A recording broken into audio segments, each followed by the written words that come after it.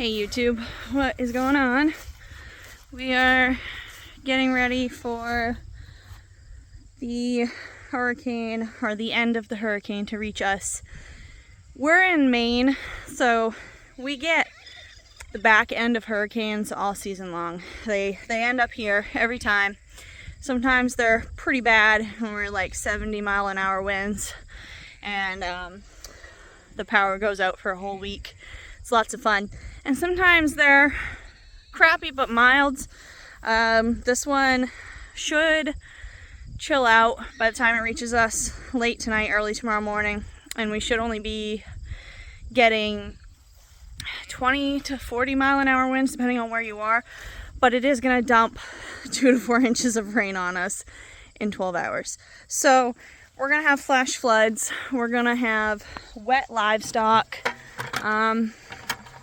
It's going to be a mess, basically, but it's that time of year. It is what it is. We know it's coming. When you're on the coast, you're kind of just prepared for it. Fortunately, we don't get like the actual hurricanes that, I mean, we've had a few houses taken out and stuff like that. More often than not, we have trees take out houses here when we have like those 70-mile-an-hour winds. We will lose some trees tomorrow if it reaches 40 miles an hour, especially pine trees. That's like the one downfall of Maine, is the pine trees. They are not very strong in the soil, and they will just uproot and fall right over. So we get a lot of trees down. But anyways, we might lose some power. I'm just getting everybody settled in really good so that tomorrow morning is minimal. I just kind of come out and check food amounts. I like to make my life easy before storms. We get a lot of really bad winter storms here, so we're kind of used to like prepping the animals for like 2 feedings instead of 1 in the evening, so that we kind of can just do rounds real quick in the morning, check on everybody, then go back inside. And it just makes our lives a little easier. I'm filling everybody's waters. The pigs have had extra grain plus a whole apple basket full of apples from the orchard. Me and the kids just picked a bunch of apples and fed them out to everybody. So everybody has full bellies, housing, extra hay. It's not cold out, so we won't be looking at pneumonia or anything like that. But the wind and the rain can still stress like a weaker animal out. Especially where our sheep are on summer pasture right now.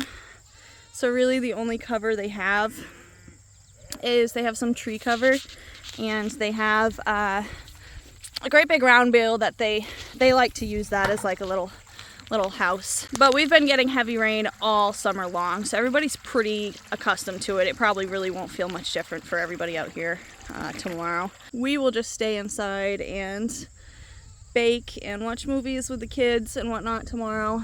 And it'll be nice to have an excuse to not do anything for 12 hours, and then Sunday we'll be back at it. Both of my sows are pretty bagged up and due like any time. It was one of those situations where they were in with Gordo, our boar, from this time to that time. So it's like a month span where they could be due, and they're pretty bagged up and they're pretty moody. We have one sow that she just kind of goes when she goes. She can show 0 signs and all of a sudden like bag right up and spit out piglets. So I'll just have to keep an eye on them tomorrow, make sure they don't try to have their piglets outside, because that is something that pigs will do, especially when they're sharing housing with other sows, is they like to go outside and dig a hole and have their piglets in the hole, which is fine unless it's dumping 4 inches of rain within 12 hours. Well, we're getting a little bit of wind and a little bit of rain. We actually had some pretty strong wind gusts earlier. It actually took some metal roofing that we had down back and brought it all the way up and across the road, and we had to go out and get it out of the road. But other than that, this has been a mild hurricane weather storm for us up here on the northeast coast. It is still sprinkling a little bit, but I can already see the clear skies coming up over, and it's not even, let's see, it's not even 6 o'clock yet. So we fared pretty well in this one. We got lucky. Canada, not so much. They're getting hit with it. Nova Scotia's getting hit with it pretty hard, and a few other places directly above us that are like also over a bit, because what it did was it hung out off of our coastline. It didn't actually come in like it was supposed to. But anyways, I'm gonna get some parsley for dinner, and then we might go for a drive to finish off the night. The kids took a long nap because we did lose power for a little bit. So they took a long nap, so we might go get them some ice cream and just drive around for a little bit. Me and Paul used to do that as teenagers when we were dating, so we still do it sometimes when we are anxious in the evening or bored and can't sleep or whatever. Yeah, that storm was pretty mild, so that's good. We only lost power for 2 or 3 hours, so not a big deal at all. Hey guys, it's a few days later after the storm, and on Sunday we went apple picking. We picked about 30 pounds of Macintosh apples to put up into apple pie filling. And so now it's Tuesday, and I'm going to try to get these done up before the end of the day. I do not waste canning jars on my apple pie filling. I have always done it this way because this is the way that my grandmother always did it. And then I did try canning apple pie filling a couple of years ago, and we did not like it compared to this way. And I'll tell you the differences. So what I'm doing is I'm going ahead and peeling and slicing all of my apples with the apple peeler, throwing them in this bowl. And then what I'm going to do is I'm going to toss that in your cinnamon, your sugar. I usually do a little bit of cornstarch. Anything I would do to get this ready to go into an apple pie, that's exactly what I'm going to do to it in the bowl. And then it's going to go into 1 gallon bags, and it's going to go right in the freezer. It really is that simple, and the differences in the end product are the frozen pie filling does not have the gel. You know, the canned filling just was too, it was too fake for us. It was too, gel-like. I don't love that. It reminds me of the apple pie filling that you buy from the store in a can. I don't love that. I like a good, fresh, still crisp apple pie. And these apples lose less of their crispiness and texture when you freeze them versus when you can them. So that's the method that I use. I'm going to walk you guys through it. It's super easy, and I'll show you guys how to use this peeler too. These are super easy to use as well. We have 2 of them.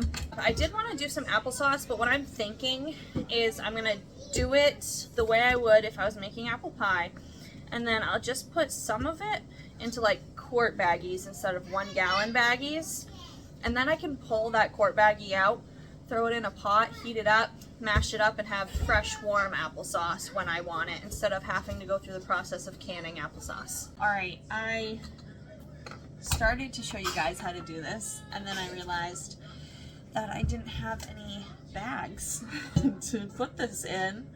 So it's the next day again, and we're actually going to do it this time. So I'll show you guys how to use this peeler, and then I'll show you guys what I add into my apple pie filling. I've said it before and I'll say it again, I don't really measure when I'm cooking stuff like this, that I just kind of know how to do. So, but I will show you kind of the amounts. I'll show you me putting it in there so you guys can make that judgment call, but you can at least go based off the ingredients that I put in my apple pie filling. Okay. So, oh, it's actually sticking to the table. Sometimes this suction never works. But anyways, this one has the suction down to the table. The other one's different, and I can't really remember how it goes, but this is how this one works. And you just put the apple on there. This little tab right here, that opens this up so that this loosens up so you can push it back and forth. And it just makes it easier, bring it closer to your peeler part, which is down here. And I do keep my hand on this just in case the suction cup stops working. But then you just spin it. And this does give you a little bit of a hard time when it comes to weird shaped apples. But you can adjust this as well. There's a little tab right here, and you can move this in and out if the apples you're using happen to be like huge or weird shaped. You move this out a little bit and it works a little bit better. And you just pull that off. I just cut them in half. Throw them in the bowl. Take your core off. And that's it. Super easy. These are well worth the money if you do up a lot of apples. I think they're like 30 to 50 bucks. So it's definitely well worth it. I mean, they last forever. They're made out of metal. They're good quality.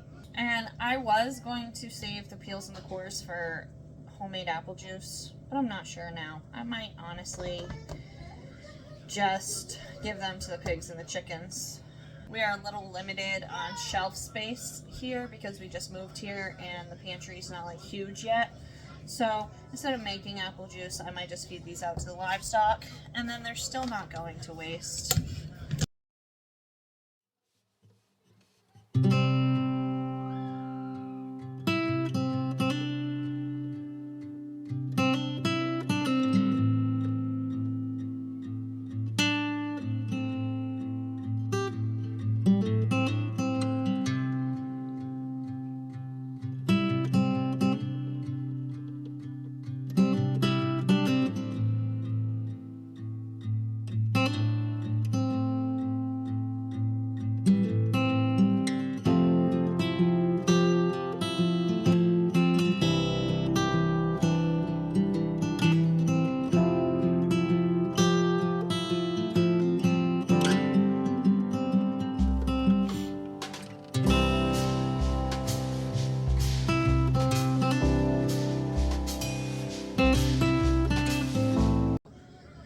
I have one bowl done, and so now I'm just going to put the stuff in it that I would put in it if I was getting ready to put it in a pie crust and put it in the oven.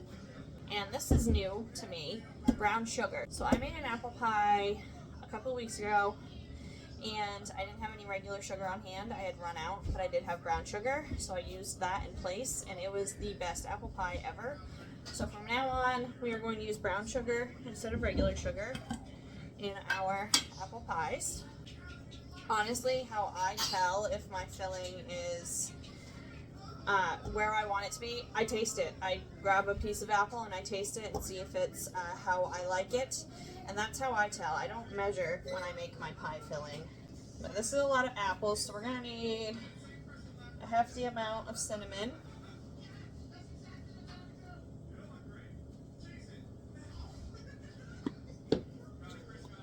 Nutmeg. Alright, cornstarch is just to keep it from being too watery.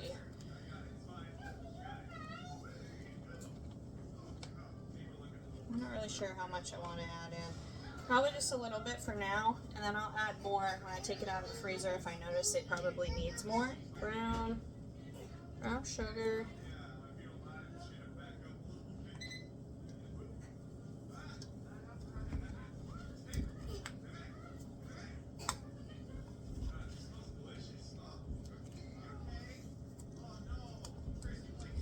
Again, this is a lot of apples in here. This bowl is pretty decent size. I mean, this is a 1 gallon jar next to it, so pretty big bowl. Alright, so we're gonna go right in with my hands and try mixing it that way first. I don't think a spoon is gonna be beneficial here. And these are McIntosh apples. McIntosh apples are my favorites. Everybody else in my house kind of prefers like the sweet apples, like the Honey Crisp.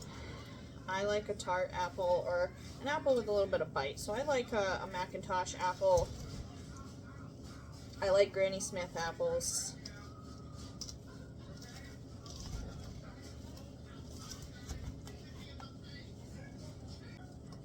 Okay, now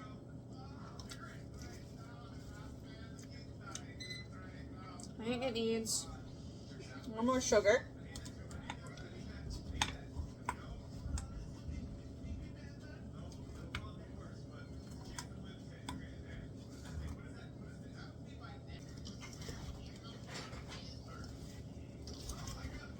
Alrighty. I think that will do. I think one 1 gallon freezer bag worth of these apples will make probably 1 pie plus like half pint to a pint of applesauce. So when I pull one out, that's probably what I'll do. I'll fill the pie crust and then the rest will go on the stovetop to make some applesauce. I'm just gonna go ahead and scoop all of this right into this bag. I'm thinking this is probably gonna fill 2 1-gallon bags to the amount that I want them full.